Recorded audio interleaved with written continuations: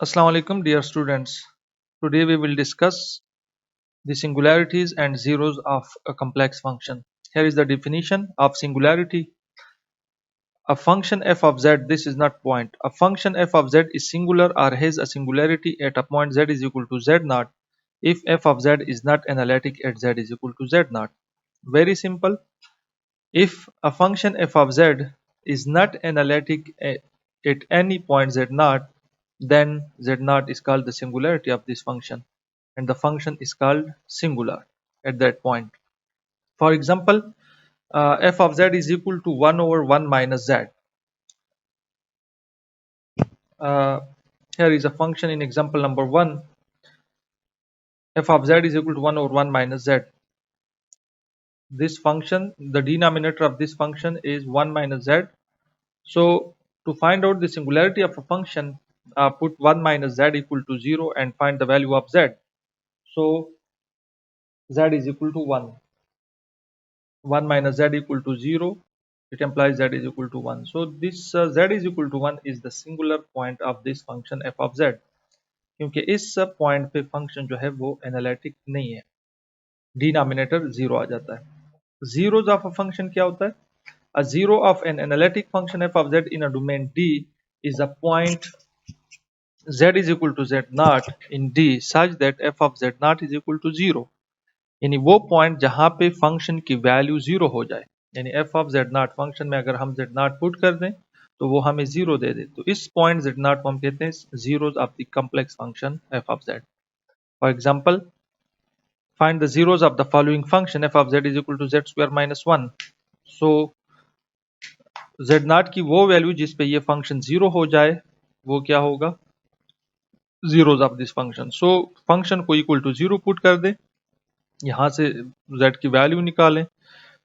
So z square minus 1 equal to 0, z minus 1 into z plus 1 इसको आप factorise करें is equal to 0। It implies that z is equal to 1 and z is equal to minus 1।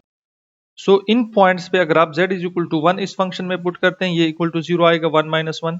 और अगर आप minus 1 भी put कर दें तो माइनस 1 पे स्क्वायर हो तो माइनस 1 स्क्वायर प्लस 1 हो जाएगा 1 minus 1 0। तो ये जो दो पॉइंट्स है, these are the zeros of this complex function f of z। Pole क्या होता है? Pole of a complex function. Pole actually singularity को ही कहते हैं, लेकिन पोल का कोई ऑर्डर भी हम डिफाइन करते हैं। For example we know that if the singular part of Laurent series जो पिछले लेक्चर्स में हमने डिस्कस किया है, उसका एक सिंगुलर पार्ट होता है, एक एनालिटिक पार्ट होता है। If the singular part of Laurent series has finitely many terms such that, जो सिंगुलर पार्ट है लॉरेंट सीरीज का वो इस टाइप का बनता है b1 divide by z minus z, यानी summation n from 1 to infinity bn divide by z minus z not to the power n।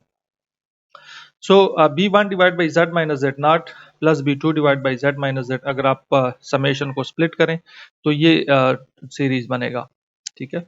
b2 divide by z minus z not square plus up to 1 bm divide by z minus z not to the power m। ये जो series है इसमें m terms है। यहाँ पे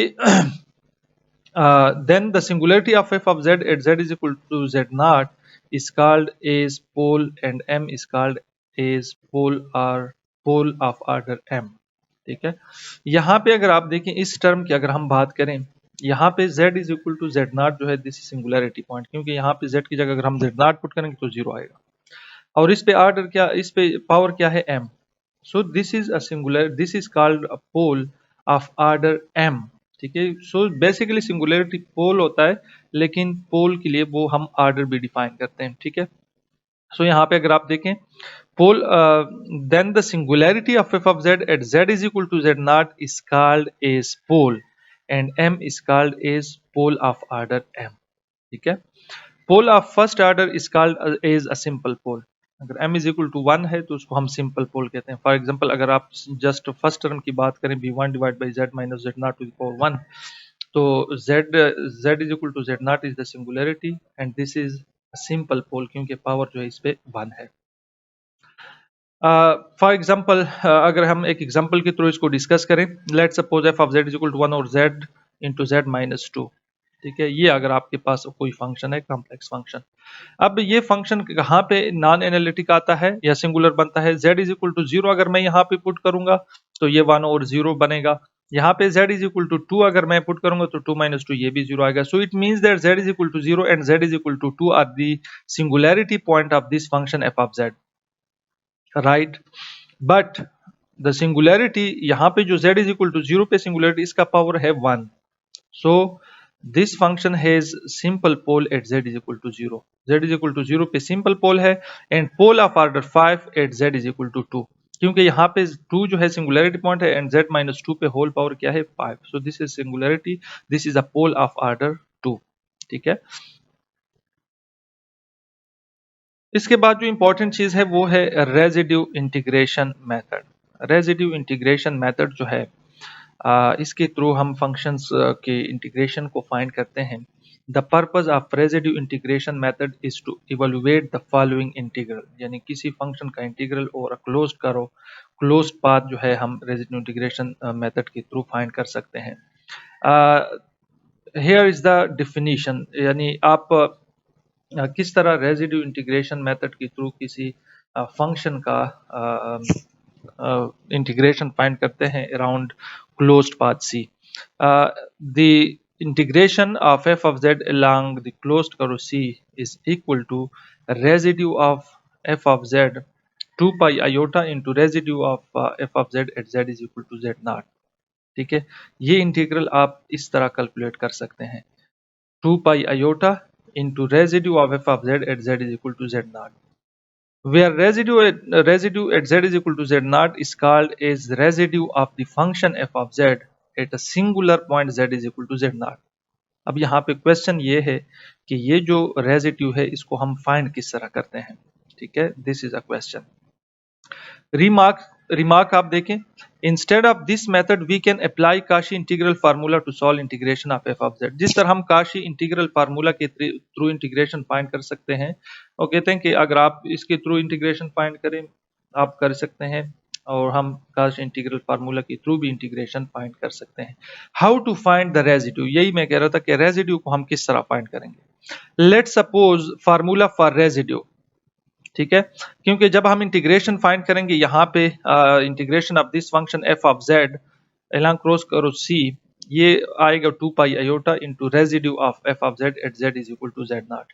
अब 2 pi iota तो clear है, एक फिक्स नंबर है, लेकिन यहाँ पे ये रेजिड्यू हम किस तरह फाइंड करेंगे, इसके लिए जो है यहाँ पे फार्मूलाज गिवन है। रेजिड्यू एट सिंपल पोल, अगर आपके पास जो सिंगुलैरिटी है, अगर पोल सिंपल पोल है, सिंपल पोल जो अभी हमने डिस्कस किया, अगर नीचे z minus Z not power 1 आता है तो उसके लिए आपका जो रेजिड्यू होगा, residue z is equal to Z not F of z is equal to b1। Actually this is, ये इक्वल होता है b1 के, and this is equal to limit z approaches z not z minus Z not into F of z। ये residue actually इस limit के equal होता है। Limit क्या है, z minus Z not singularity, z not is singularity. First of all आपको function की singularity clear होनी चाहिए। So limit z approaches z not z minus z naught into f of z, this is a simple pole, residue of at a simple pole। और similarly अगर आपके पास हाँ, ये जो है आप क्वेश्चन में देख सकते हैं, कुछ ये फार्मूला भी यूज करते हैं, यहाँ पे जो सेकंड फार्मूला है इसको भी हम यूज कर सकते हैं। सेकंड फार्मूला क्या है, residue at z is equal to z not f of z is equal to residue z is equal to z not p of z divided by q of z, this is equal to limit z approaches z not, जो denominator है as it is, लेकिन जो आपका denominator है उसकी जगह क्या करें आप, उसकी डेरिवेटिव फाइंड करें। Limit z approaches z not, p of z numerator as it is, denominator को डिफरेंशिएट करें और इसका लिमिट फाइंड करें। तो ये सिंपल पोल के लिए है, आगे हम डिस्कस करते हैं नेक्स्ट वीडियो में। Thank you.